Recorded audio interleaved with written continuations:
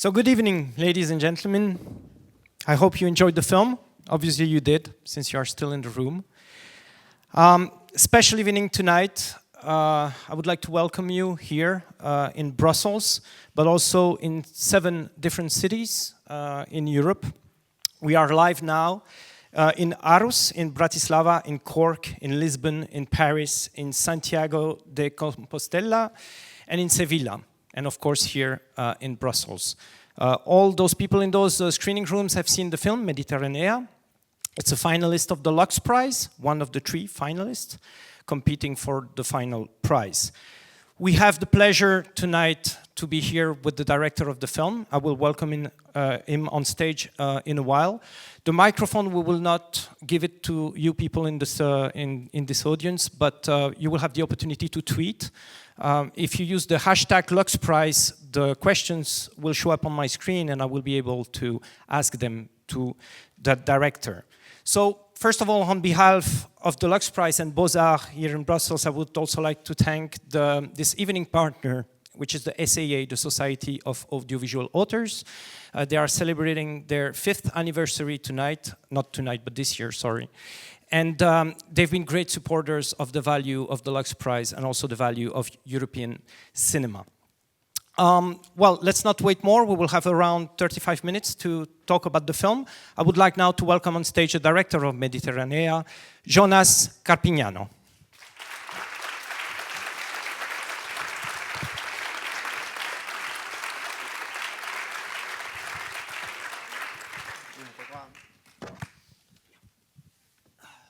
Thank you for staying. Okay, let's start first with an obvious question. I will start with the first one. Where is this idea coming from? I mean, this is a heavy topic right now, a hot topic, but obviously you had the idea before, it was all over the news. So can you tell us a little bit more about the genesis of the film? Of course, I mean, every time I get this question, there's always a different way to answer it because, the movie takes place in a place where I've been living for 5 years now. So the inspiration comes from everywhere. It's everywhere you look in this town, you get inspiration for a different element that you see in this story. I think the biggest inspiration is the lead actor, his name is Kudu Sihun, and he's the one who plays Aiva, and the film is really based on his life. I'd say about 90% of what you see in the film are things that have actually happened to him, and they're things that we sort of worked on together. Every scene is something we worked on together when we were trying best to tell his story on the screen. So let's talk a little bit about him. How did you meet him? Because this is a question that comes often on Twitter. Someone from Lisbon is asking about him. How did you come across him? Luck. Basically, I'd gone down to make a short film about the riot that happened. It was this very big event that happened in 2010. It was like the first and most significant race riot in Italian history. And I went down a year after to cast for the short film, and there was a manifestazione. There was a strike. Yeah, it was a protest of sorts to sort of commemorate the 1-year anniversary of this riot. So I thought, okay, if we're going to make a short film about the riot, and we want to include people who participated in it, this is the perfect place to find someone, because there are 600 people here who have actually, were actually there when it happened. So I got there, and I wish I could say that, I went through 600 people and I saw every single one of them and I got to know them all good, but that's not true. It was much, much easier than that, because the second I arrived at this protest, he was there like in the front of the line. He had a megaphone in his hand. He was speaking like 5 different languages. He had this really cool leather jacket on. He's really charismatic the way he is. And immediately my eye went to him. I was like, okay, this guy has so much charisma. He can command this whole crew. I think he's the perfect person to sort of command the screen as well. So I went up to him and I was like, hey, I'm here, I'm trying to make this short film. Would you like to act in it? And he was like, absolutely not. I'm really busy. So then, that ended up being a blessing, because I had to court him, so to say. So I spent so much time trying to convince him to be in the film and then the short film. And over the course of that time, we became very good friends. And it was almost immediately, like, day 2 of shooting the short film, that he and I knew that we wanted to continue to work together and to make something longer. But he's not the main, he's the main actor of the film, but he's not the only actor in the film. And they are not non-professional actors, all of them, I guess. Was it difficult to cast a film like this? How did you proceed? again, I wish I could say that it was difficult and I did all this work, but it's a film that sort of wrote itself, meaning I've been living in this town for the past 5 years now. And over the course of time, we would take certain events that happen to us in our daily lives and sort of give them a dramatic purpose in the script. So pretty much everyone you see is playing some version of themselves and doing something that we had seen them do over the past 5 years. So the film almost casted itself in the sense that, we'd meet someone like, the girl who says like, Rihanna's my sister. I remember we went to a party one time and she got up and was like, Rihanna's my sister, and started dancing, and we looked at each other and we were like, okay, we need to put her in the movie. She's great. And that happened for pretty much everyone in the film. Well, that's funny. It's something that comes up on Twitter as well. Rihanna. I mean, it seems that Rihanna has been like a character of a lot of art house movies lately. She's saving art house cinema. Because, last year one of the finalists of the Lux Prize was Céline Sciamma's film Girlhood, Bande de Filles. And there's also a Rihanna song in that film, and it speaks about integration as well. And here it's also the same kind of topic. So why this specificity about Rihanna? What is it about her? Well, I mean, from the genesis of the project, I knew that pop music is something that I really wanted to incorporate in the film. I mean, having done the research for this film, I went to Burkina Faso, I went to Libya, I went to northern Ghana. I traveled everywhere to sort of meet migrants, both in Italy and in Africa, trying to get to Italy or to Europe. And, often there were language barriers. But I found that the one thing that sort of united us, like the one common thing that we could all relate to, was pop music. So for me, even if I can't speak Arabic, even if my French is just comme ci comme ça, I could. With the second like a song came on, like Rihanna, or pop music came on, we were all of a sudden dancing to the same rhythm. Like we were bobbing our head at the same moments, we were singing poorly at the same moments, we were raising our hand, and it became this sort of like universal language, this thing that united everyone. And I think that's a very important thing when speaking about, the globalization process and how immigration and immigration in general is shaping and changing society. So, pop music was always going to be an important factor in the film. Rihanna got chosen because she's my favorite. She's, to me, the best pop star out there. Also, my family comes from Barbados, from my mother's side. So, we are trained and told to believe that she is the absolute best. So I drank the Kool-Aid. And I think she's the best also. And she's watching us right now, by the way. I hope so. We're live online and everybody can catch us. And Rihanna, is she aware that the film exists? And yes? She's definitely aware the film exists. I'm not sure if she's seen more than just the scenes that her songs are in, but we're working on that. If we can live stream this to her house, that'd be really great. It's happening right now. I mean, you can say hello to her. Well, a lot of questions about the fact that it's film based on real events. Obviously, yes, you already answered that. And then there's this strange question from Vlad from Transylvania. I'm not sure this is real. Vlad from Transylvania? Yeah, like Dracula is from there. But the question is interesting. I'm just reading it. Like, is this supposed to show how difficult is it for refugees to make it to the EU? And do you think that the politicians will be sensible to that question? And do you feel that you have a responsibility to help change policies? Oh dear. It's real. Yeah, Vlad is like kind of serious. Vlad's getting into it right away, huh? The point of the film, from our perspective, was always to bring a human face to the headlines and the stories that we read about all the time. Like, especially in Italy, we're very, unfortunately, a little bit desensitized to the issue because it's been years and years and years that we're getting bombarded with images and statistics. Every day you turn on the news in the summer and they're talking about another shipwreck. So it's hard to remember that there are individuals behind these stories. So for us, the idea was always, the goal was always to bring a public closer to the humanity of the subject. Because right now, I feel like, there are definitely people out there who know how to shape policy way better than I do. I don't know how to do any of that.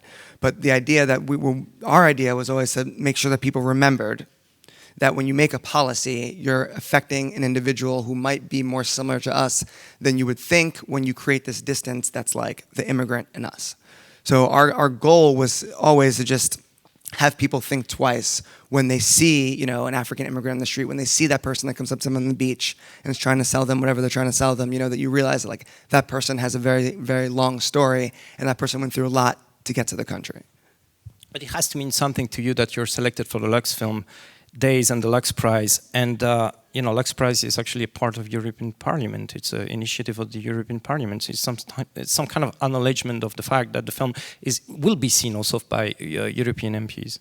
Yeah, that's also, I mean, that's amazing. And it's also something that's sort of hard for us to really understand, in the sense that we made this film in our backyard, just a bunch of friends, and now it's being translated into like 29 languages. We didn't even know there are 25 languages in Europe, you know what I mean? So the fact that this film is being shown like across the continent in languages that we didn't know existed is pretty special. It's pretty amazing.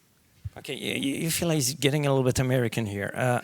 He made this film in his backyard with his friends. Let's see who those friends are. I mean, yeah, I saw like Ben Zetlin. You know, Ben Zetlin is the director of Beast of the Southern Wild. So he was in his backyard. It happened to be there. He's making music on the film, but what kind of collaboration did you have with him? You worked with him in the past. Yeah, he wasn't in my backyard. I had to get in touch with him. He lives in America. I'd spent a lot of time, obviously, I'm half Italian, half American, and I spent a lot of time working on independent cinema, both in America and in Italy.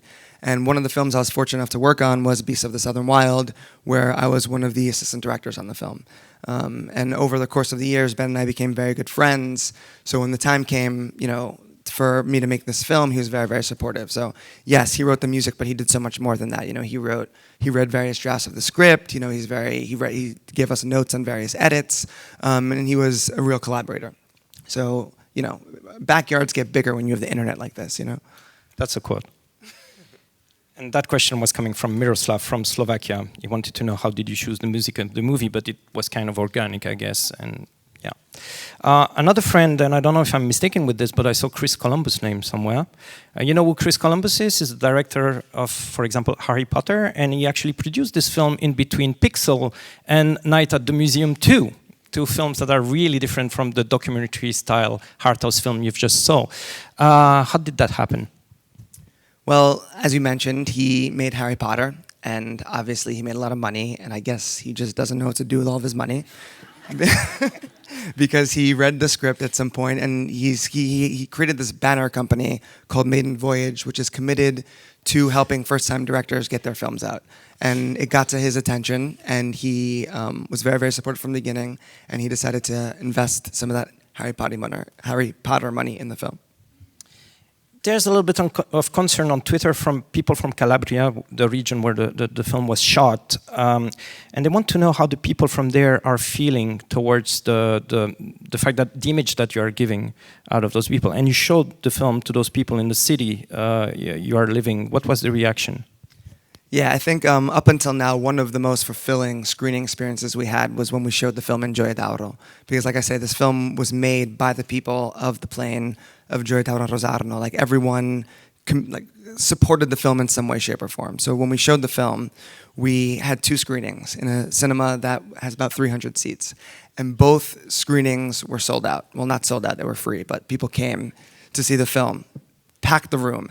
I've lived in this town for 5 years. The only other time I saw the room packed was when the last Twilight came out. So the fact that as many people went to see Twilight as they went to see Mediterranean means that it's having a certain amount of success in Calabria. And then it was very, very rewarding screening because people really felt that for the first time in a long time they had seen a piece of Calabria up on the screen.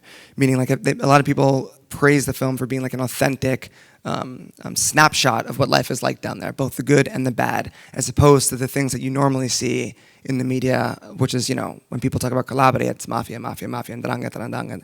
That's all people talk about. So people were very refreshed to see a different element of the culture and the society down there being put up on the screen. There's a bit of a mafia system in the film as well. I mean, this whole organization with those people being hired for very low salaries to work in the fields. Well, let's talk a little bit about the authenticity. You just mentioned it. Accents, dialects. I mean, everybody's speaking a different language. Even Africans between themselves, they're not speaking the same language. Was it difficult to work with that kind of authenticity? This is the price to pay when you have to respect that.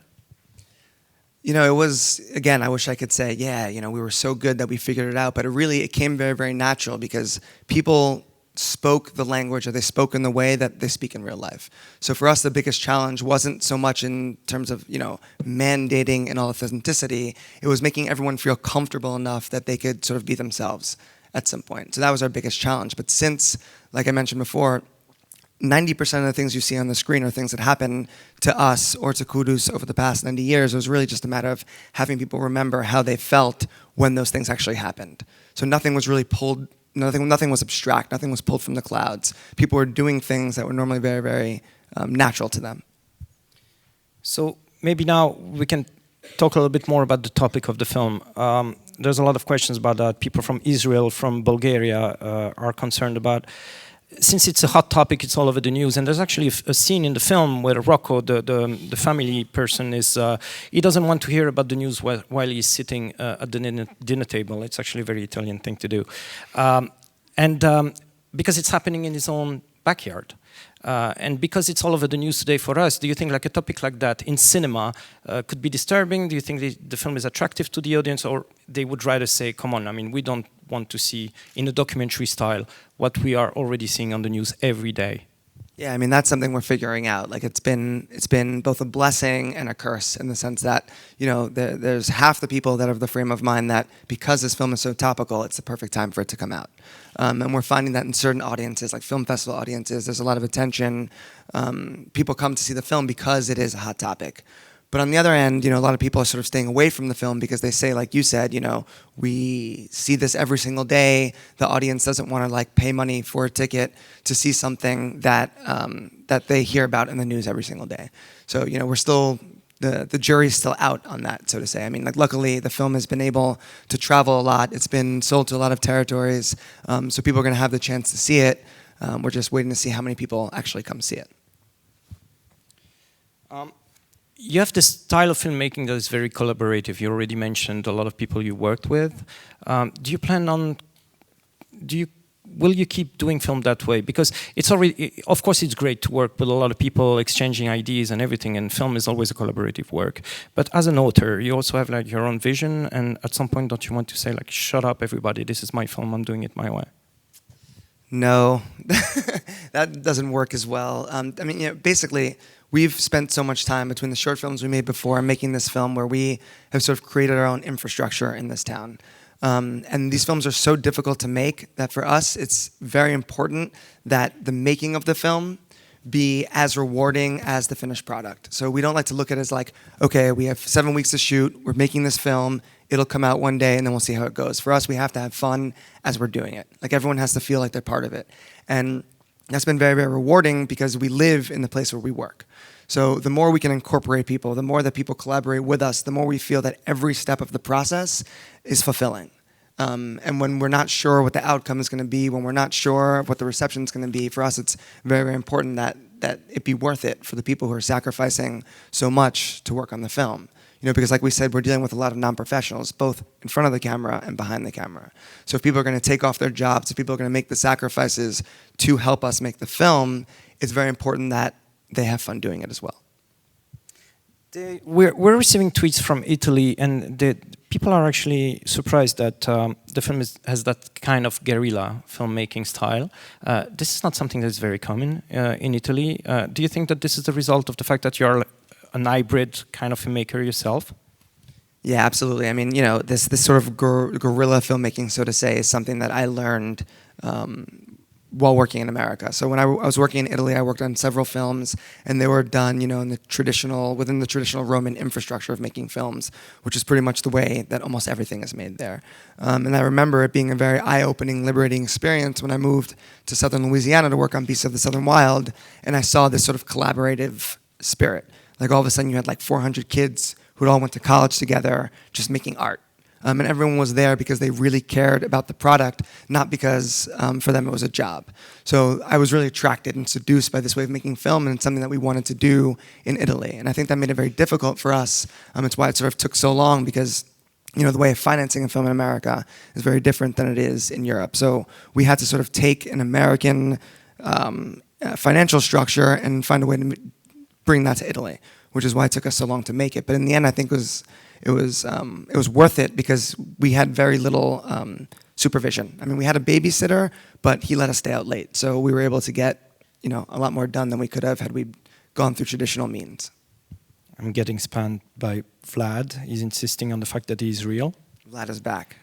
Okay, Vlad, you're real. It's fine. Well, a lot of people are asking questions about the ending. I know that most directors, they don't like if they leave an open ending to a film, they don't want to explain it. But it's funny to see all those people wanting to know what happens to this character after the end credits. I mean, have you thought about that? And since you started with a short and followed up on that picture, do you intend to, I don't know, follow up on that and tell the story again, like the follow-up? Yeah, I mean, there's several ways of answering this question. I mean, the end for Kudus is obviously quite different because, he, as a person, has started to act in films now. So he got his permesso di soggiorno, which means he has a residence permit. He's been traveling to festivals all around the world. He walks around town like he's a movie star now. So, his different is much, his path diverges from Aiva's at this point because of his experience as an actor now.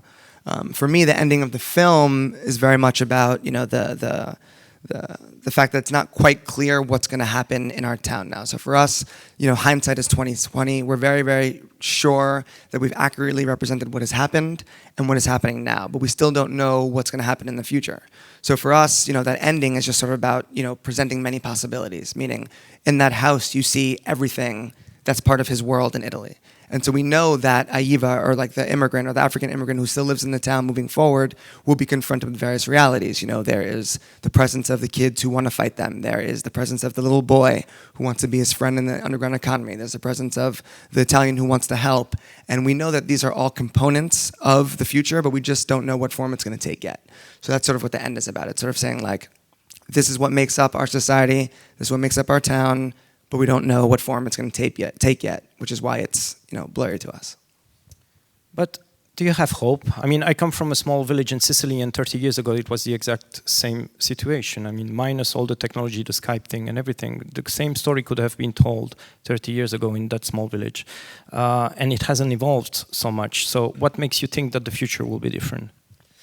I mean, I'm incredibly optimistic. Like, this is a question that we always get, and normally, Kudus is standing next to me, and it's always the same. Like, he always brings up the fact that, in many ways, things haven't really changed in the sense that, the living conditions that you see in the film are still very much living conditions where the immigrants are now. So that exact structure doesn't exist anymore, but there are places just like it all over Rosarno, these makeshift barracks, places with no running water, no heat, where they're forced to live during the season. At the same time, it's very difficult for them to get documents still. That's still a problem. So in many ways, on a bureaucratic level, things are the same. But, I'm very optimistic, and, he is too when we talk about it, because ultimately, we sort of feel that now the population in our town has sort of accepted the fact that there will be a black presence forever. Like, it's no longer a fleeting thing. Like, we know now that, like, the African presence in the town is going to change the social fabric of the society that we live in. And because of that, people are, I don't want to say that people are willing to integrate, but people know that integration is something that we need to start discussing. And that's a positive step forward. I mean, like, the example that I always give is in the scene where that fight breaks out, where the guy like slaps the girl and then everyone yells. That exact fight happened to us 2 years ago with those exact same people that are in the scene. So they started a fight with us because we walked in, we were with a group of Africans, they're like, this is our bar, you can't come here. But we kept coming to the bar, months passed, and finally they were like, okay, we're sorry that we started that fight with you. We realized that you guys are here. Like, it was our mistake. If we're both going to be in this bar together, let's try and get along. And we were like, okay, cool. Like, we forgive you, but you have to do us a favor. You have to be in the scene and do exactly what you did again. And they were like, okay, yeah, sure, let's do that. Fine, let's do that.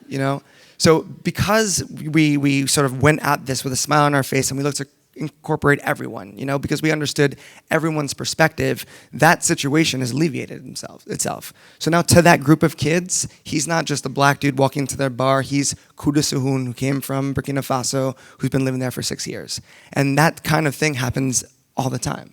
So the more that people are not just abstract beings like the African immigrant, the more that people's individuality is known to the population, the more understanding there is. So it's not like a magic solution where all of a sudden we're all friends, but at least acknowledge, at least knowing who the other person is, you know, alleviates a lot of the tension that existed much earlier.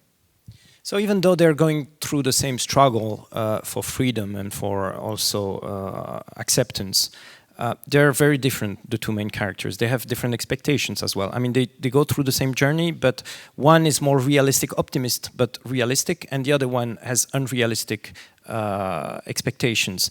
Do you think that this is summarizing tendencies that you've noticed among those people that are in this situation? Do you wanted to stigmatize that into two different parts?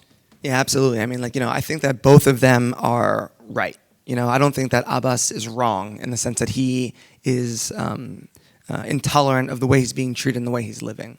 But at the same time, it's not the most practical approach to living there. And this is sort of something you see with people who have arrived, newly arrived. I should mention that, you know, the character of Abbas is the one person in the film who doesn't actually live there right now. Because when you try and cast in that town, most people have Aiva's mentality, meaning they've been there for years and they've continued to come back and they've stayed there because they're willing to put their heads down, hope that things get better and work. There are many people, though, who don't stay, who say, okay, this is not the way we want to live, and they try their luck somewhere else.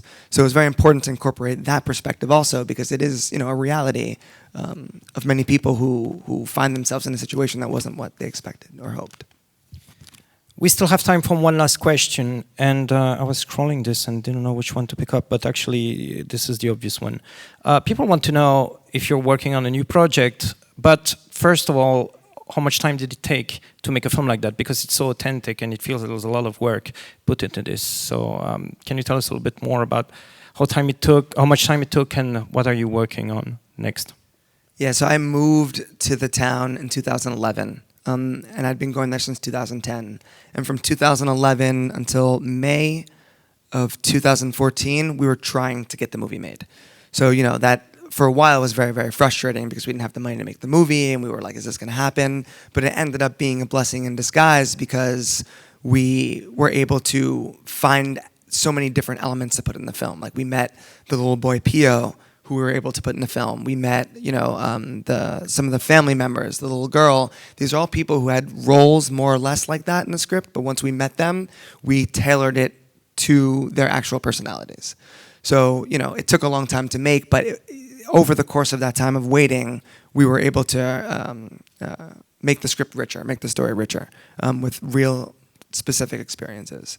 And because of that, you know, one of the next film that I'm making now is about Pio, the little boy in the film who's like buying and selling and hustling, and you know, he was already in the short film. Yeah, we made a short film about him before. He's like an amazing person. Like, had I not lived in that town, I never would have met him. Like, I met him because a few years ago, his brother stole my car, and when we went back to sort of to pay the money to get it back, you know, this little kid just started following us around. He was like asking us for cigarettes, and he was like 7 or 8 at the time. And I remember like looking at him and saying like, okay, I need my car right now, but I'm gonna be back. Like, we're gonna talk, we're gonna figure something out. And we became really good friends like over the course of the last few years. And so now we're making a film about him and an adventure that he goes on with Aiva. So it's a film that very much takes place in the same universe. A lot of the same characters will be back, but it focuses on his life and his crazy adventures. Okay, thank you. It's time to wrap up this discussion. Thank you all for your question. Thank you, Jonas, for your charismatic presence tonight. Thank you to all the organizers. And also because I really like that film. If you have a member of your family that is member of the European Parliament, ask him to vote. Thank you. Thank you. Thank you.